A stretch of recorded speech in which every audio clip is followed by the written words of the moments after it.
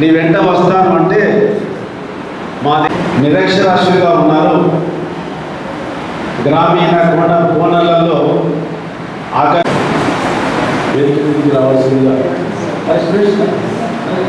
వాళ్ళ గురించి కదా మంచి దగ్గర నుంచి మొదటగా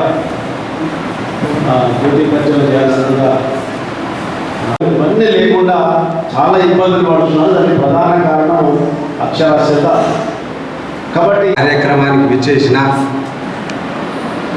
అడిషనల్ కలెక్టర్ మేడం గారికి మరియు సభను అలంకరించిన పెద్దలకు మా తోటి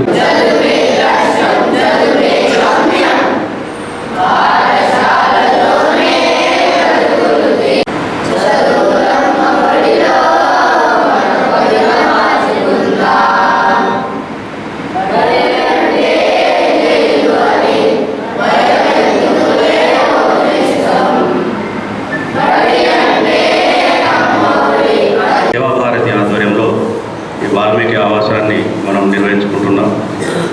గ్రామీణ నిరుపేద విద్యార్థుల కోసం ఈ ఆవాసాన్ని మనం 1992లో ప్రారంభించాం మేడం.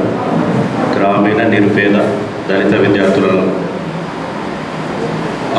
మొదట ప్రారంభించినప్పుడు ఆవాసంలో ఎవరైతే మన విద్యార్థులు ఉన్నారో ఆ విద్యార్థి మొదటి అక్షరాస్యుడిగా వాళ్ళ కుటుంబంలో మొదటి అక్షరాస్యుడిగా క్రైటీరియా తీసుకున్నాం.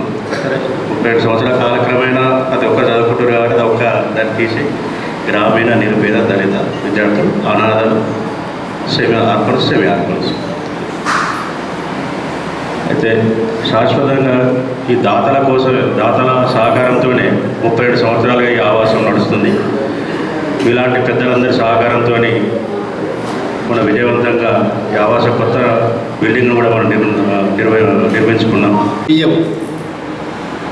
మరి అటువంటి అకేషన్కు ఈరోజు అనేక రోజులుగా ప్రయత్నం చేస్తున్న సందర్భంలో శ్రీనివాస్ గారు వారి మిత్ర బృందము అనుకొని తక్కువ సమయంలో అనేక మందిని ప్రోగు చేసి మరి శాశ్వత దాతలుగా, అంటే వారు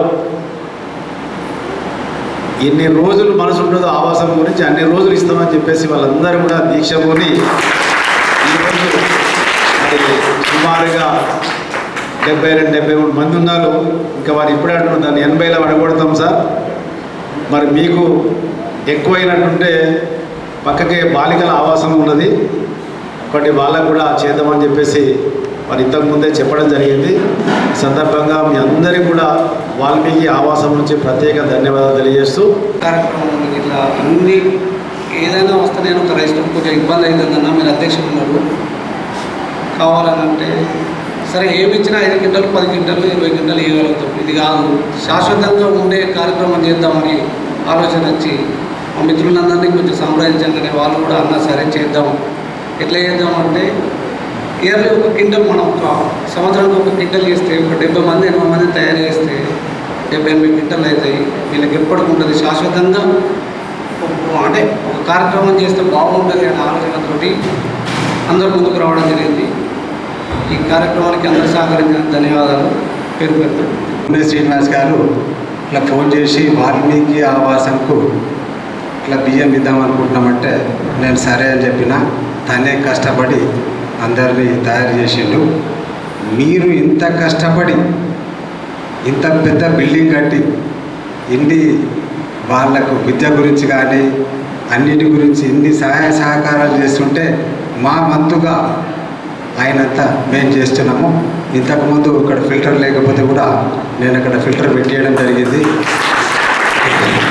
అట్లాగే మన సాధ్యమైనంత మట్టుకు సేవ చేయడానికి మనకున్నది ఉన్న దానిలో ఒక 5% 2% అట్లా ఇస్తే సరిపోతుంది. దానికి ఇచ్చేటోళ్ళు చాలామంది ఉన్నారు, కానీ జెన్యూన్ పర్సన్ ఒకరు ముందుండి ఇట్లా చేస్తే అది ఏ ప్రాబ్లం అయినా కానీ ఒక ప్రాబ్లం ఉంటే దానికి సొల్యూషన్ ఉంటుంది. అట్లాగే నూనె శ్రీనివాస్ గారు ముందుండి చేసుట్లోనే వీళ్ళకి ఇంకా సదుపాయం కలిగిందని చెప్పి ఈ సందర్భంగా నేను అందరికీ నమస్తే చెప్తాను. ఆత్మీయ ఆత్మ సోదరులందరికీ కూడా ధన్యవాదాలు.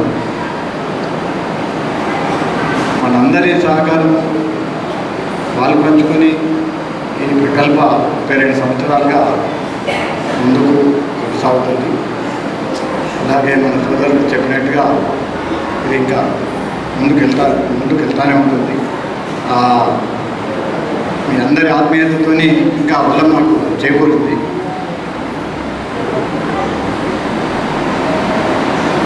ప్రారంభం లోపల ఎంత అవసరపడ్డామన్నది అంటే ఉంటుంది ప్రారంభ దశ.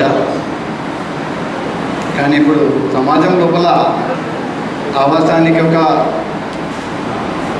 గుర్తింపుగా వచ్చింది అనేది చెప్పుకోదగ్గ విషయం అనిపించింది. ప్రతి పిల్లవాళ్ళు అంటే వాళ్ళకి చదువు లేకుండా, వాళ్ళకి ఎలాంటి జ్ఞానం లేకుండా, వాళ్ళకి ఎలాంటి సంస్కారం లేకుండా వచ్చిన వాళ్ళని మనము తీసుకుంటూ ఆ రకంగా తీర్చిదిద్దడము ఇక్కడి ఆచార్యులకు వారి యొక్క ప్రతిభకు ప్రత్యేక ధన్యవాదాలు. ఇది మంచి కార్యక్రమం.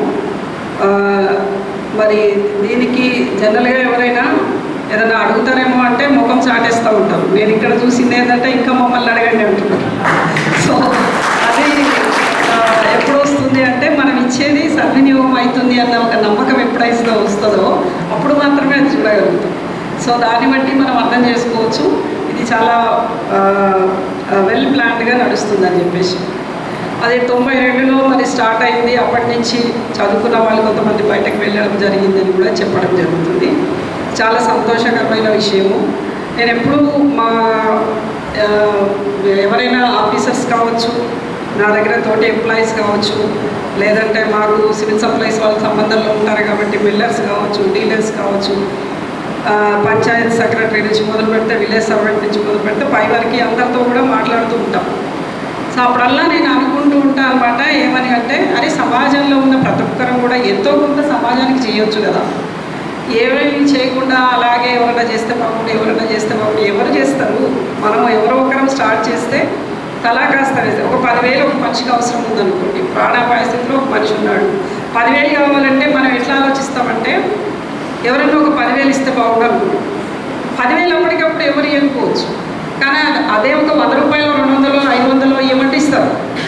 సో అట్లా ఎందుకు అడగరు, అట్లా ఎందుకు ఆలోచన రాదు? ఒక గ్రూప్ పెట్టుకొని ఎవరికైనా అత్యవసరంగా అవసరం ఉంది అంటే నిజంగానే అది అవసరమా కాదని మనకు తెలుస్తుంది. సో ఆ అమౌంట్ ఏదైనా ఇచ్చేస్తే వాళ్ళు అప్పటికప్పుడు సర్దుబాటు అయిపోతుంది కదా అనేది అనుకునేది. సో అది ఇప్పుడు ఇక్కడ నిజరూపం చేశాడు మా శ్రీనివాసు. ఈ భోజనానికి నిజంగానే వీరన్నట్టుగా చాలా ఖర్చు అవుతుంది. మరి అది బయట నుంచి మనం కొనాలి అన్నప్పుడు చాలా ఇబ్బంది పడుతుంది. మరి దాన్ని కూడా పెద్ద మనసుతోటి మా సివిల్ సప్లైస్ దాంట్లో మెంబర్స్ అయినటువంటి వీళ్ళు ఇవ్వడం చాలా సంతోషదాయకం. అది ఇంకా ఇప్పుడే కాదు, జీవితకాలం అంతా ఇస్తామంటున్నాం. రియల్లీ వీళ్ళందరినీ కూడా మరొకసారి అభినందించడమే కాదు, ఇలాగే వీళ్ళు ఇంకా చేస్తూ భావితరాలకి వాళ్ళ ఇంట్లో వాళ్ళని కూడా ఈ రకంగా తయారు చేయాలని చెప్పి కోరుకుంటూ ఈ మంచి అవకాశం నాకు శ్రీనివాస్ గారు ఇచ్చారు, లేదంటే ఇంట్లో ఉండేదండి. Thank you so much. And